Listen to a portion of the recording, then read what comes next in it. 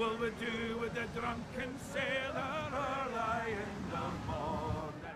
Hello and welcome back. In today's video, we're going to be taking a look at Skull and Bones, which is an upcoming pirate game published by Ubisoft. Now, the question I'm going to be asking today is, will this game flop? Will it be a game that we waste our money on, people kind of play for the first few weeks and then kind of just forget about? Well, in this video, we're going to be summarizing the most important points about this game, and hopefully this will help you decide whether or not you should buy Skull and Bones. Upon first impressions, the graphics do look absolutely beautiful. You can see a high amount of detail in this game, and I think this will be reflected across all platforms, especially on the PC. But as always, graphics are not everything. You really need effective gameplay mechanics amongst other factors to produce a really solid game. In fact, for me, graphics are one of the least important features of a game, as I've been playing Mount & Blade for around 1,000+ hours, and that has some of the best gameplay mechanics across any game. It has some of the highest Steam reviews, but the graphics are not the best. They're from 2010, and even for 2010, they're really not that great.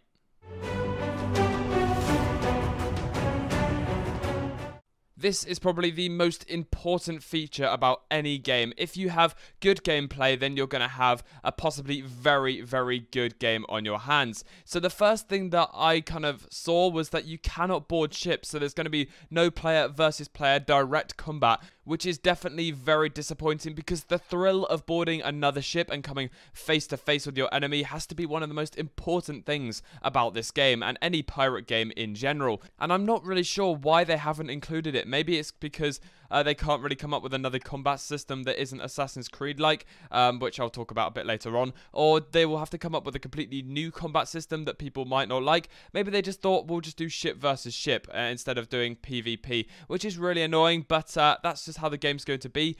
One of the highlights of this game, and something that the developers have been known to focus on, are the ship versus ship battles, and I have to say that they do look very, very fun. They're taking it a step further from other titles such as Blackwake, and it does just look so epic, especially when you have a big frigate and then two other frigates on either side, and then you just see the two frigates on either side just kind of blow up. Super cool. It's just such an epic scene, and the actual mechanics behind firing the weapons and organizing your ship to destroy the other ships do look very smooth and very nice, and actually I kind of like the way they're doing it. So you kind of have these aiming reticles on the starboard side, which I presume you can switch to as captain of the ship, so you can kind of aim and fire your cannons using the AI to kind of fire the guns. I also know they've got different kinds of ships, so as I've mentioned previously, they have the frigate, which is kind of like the big tanky ship that can absorb a lot of damage but can also deal a lot of damage at close range. You also have kind of these sniper style ships that are really small. They have really bad defense, but they have really long barreled cannons that can shoot really long distances and accurately as well.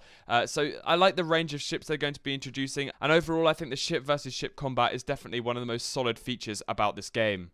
I am not confirming this in any way, I'm just kind of going along the assumption that there may be an element of monster hunting or defending against monsters with the appearance of the Kraken at the end of one of these cinematic trailers, although this kind of does remove the historical feel, providing more of a Pirates of the Caribbean context than anything from history. This is a shame for historical fans such as myself, but the pirate genre has kind of always been very hard to sell with a historical basis, like a really super hardcore historical basis anyway, largely due to the Pirates of the Caribbean films, I think. The last thing I want to talk about in terms of gameplay is the amount of players on a server. So there'll be 10 players on a server, and there'll be 5 versus 5 games, with each player controlling one ship, I assume, which is annoying. I think you could actually boost it up a little bit and make it a little bit more bigger, but I assume there'll also be other AI ships with other AI captains to kind of give that immersive, really large ship battle feel.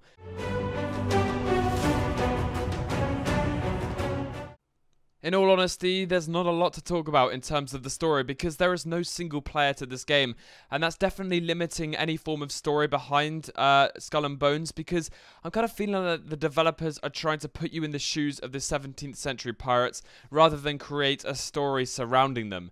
Games with no solid backstory are always very difficult for me to play, although this is a solely multiplayer game, which means it doesn't require too much of a story and lore, which now leads me to kind of believe that this will have have a high player count to begin with, as people are getting really excited around release, but it will definitely deteriorate very quickly over time because there's no story, no reason for people to carry on playing. I think it will just get boring fairly quickly, but again, that remains to be seen. Now, the reasons behind this could be due to the lack of content in the game, maybe limited DLCs. Also, I think this game could get rather repetitive, and there could be some major flaws that we saw in games such as For Honor with P2P servers, which, by the way, should not be in this game at all. I really hate P2P. While scrolling through the gameplay videos, a lot of the comments were just saying, why not play Assassin's Creed Black Flag? Because Black Flag definitely had decent ship combat mechanics, and you also had the ability to board enemy ships and go into direct combat with them. The reason why people may think otherwise is because Black Flag was released just under 4 years ago, which for the AAA gaming community is definitely a long time, and maybe this is just kind of a refresh to the market, and can definitely still be a fun game for the time being at least. With the upcoming release of Sea of Thieves, this game may struggle to gain as much popularity as it would like. I would like to say that the YouTube video that showcased the cinematic gameplay got something like 2 million views, which is still quite a lot. But Sea of Thieves and Skull and Bones are definitely largely different games, so I can see Skull and Bones getting a solid player base to begin with. Whether or not that player base will remain, we will have to see. I will also touch on the comparisons between the two games in another video and try and help you guys decide which one's better. Also, games like Blackwake are already on the market and are also very enjoyable to play, but they just don't have the huge developer teams and the PR teams to boost the popularity like Skull and Bones and Sea of Thieves do.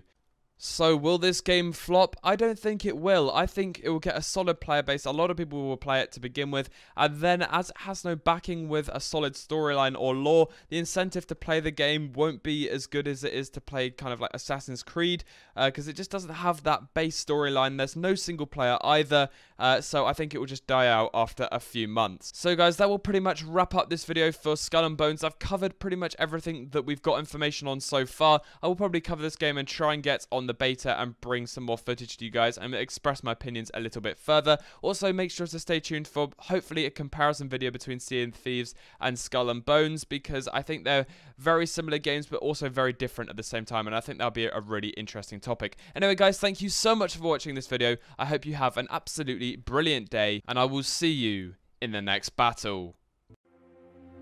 Huh?